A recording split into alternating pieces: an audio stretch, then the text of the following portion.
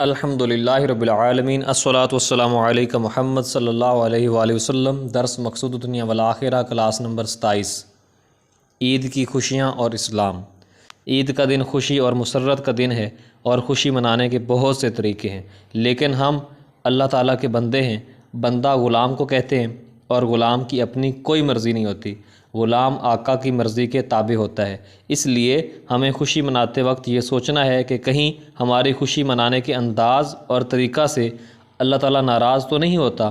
حضرت ابو امامہ رضی اللہ تعالیٰ عنہ سے روایت ہے کہ رسول اللہ صلی اللہ علیہ وآلہ وسلم نے ارشاد فرمایا، جس نے عیدین کی دونوں راتوں میں خالص اجر و ثواب کی امید پر عبادت کی، اس کا دل قیامت کے اس دن میں مردہ نہیں ہوگا جس دن لوگوں کے دل خوف اور دہشت سے مردہ ہوں گے۔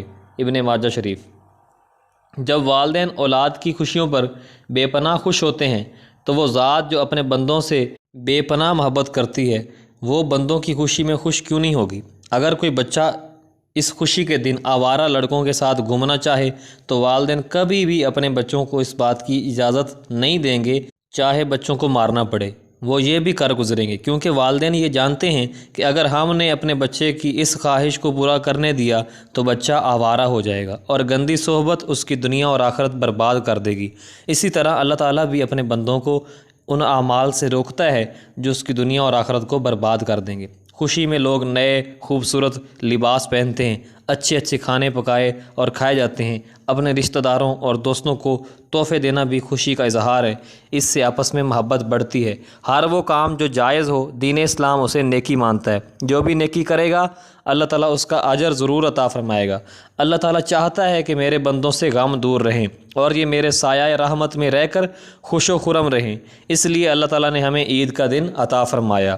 دین اسلام ایک عالمگیر مذہب ہے، اس لیے یہ سب کی بھلائی کا طالب ہے اور اس میں امیر و غریب، قوم و نسل، رنگ و ذات کی کوئی تمیز نہیں۔ اس لیے عید الفطر کی خوشیوں کی گھڑیوں میں لطف اندوز ہونا صرف امراء کا حق نہیں، بلکہ دین اسلام اپنے تمام ماننے والوں کو اس دن کی خوشیوں میں شامل ہونے کا متمنی ہے۔ لیکن سوال یہ پیدا ہوتا ہے کہ امراء تو نئے کپڑے پہنے، لذیذ اور عمدہ کھانے پکائیں اور کھائیں، اپنے بچوں کو نئے نئے تحفے لے کر دیں، مگر جو غریب ہیں وہ اپنی ان خواہشات کو کس طرح پورا کریں گے؟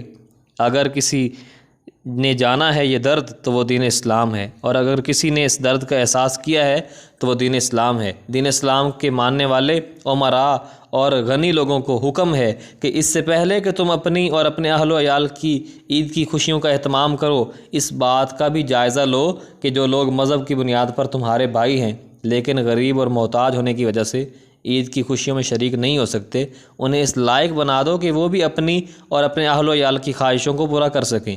ان کی یہ خواہشات صدقہ فطر سے یا کسی اور صدقہ خیرات سے پوری کریں۔ اگر ہم ایسا نہ کر پائیں تو یقین جانیے ہماری خوشیاں ادھوری رہ جائیں گی۔ جس کا غریب مسلمان بھائی بھوکا اور ننگا ہو اور یہ خود لاکھوں نعمتوں سے کھیل رہا ہو، نہ تو اخلاق اس کی اجازت دیتا ہے اور نہ ہی دین اسلام اسے قبول کرتا ہے۔ یہ بات شروع میں عرض کی گئی ہے کہ عید خوشی اور مسرت کا دن ضرور ہے، لیکن اس دن خوشی میں ایسا کوئی کام نہیں کرنا جو اللہ کریم اور رسول اللہ صلی اللہ علیہ وسلم کو ناراض کر دے۔ حضرت سعد بن اوس انصاری اپنے والد اوس رضی اللہ تعالیٰ عنہ سے روایت کرتے ہیں کہ رسول اللہ صلی اللہ علیہ وآلہ وسلم نے ارشاد فرمایا، جب عید الفطر کا دن ہوتا ہے تو فرشتے راستوں کے سروں پر کھڑے ہو جاتے ہیں اور آواز لگاتے ہیں، مسلمانوں آؤ اپنے رب کریم کی بارگاہ میں جو اپنے کرم و احسان سے نیکیوں کی توفیق دیتا ہے اور اس پر اجر عظیم عطا فرماتا ہے۔ تمہیں رات کی عبادت کا حکم ہوا، تم نے وہ پورا کیا، تمہیں دن کے روزوں کا حکم ہوا، تم نے وہ بھی پورا کیا اور اپنے رب کی فرما برداری کر کے دکھائی،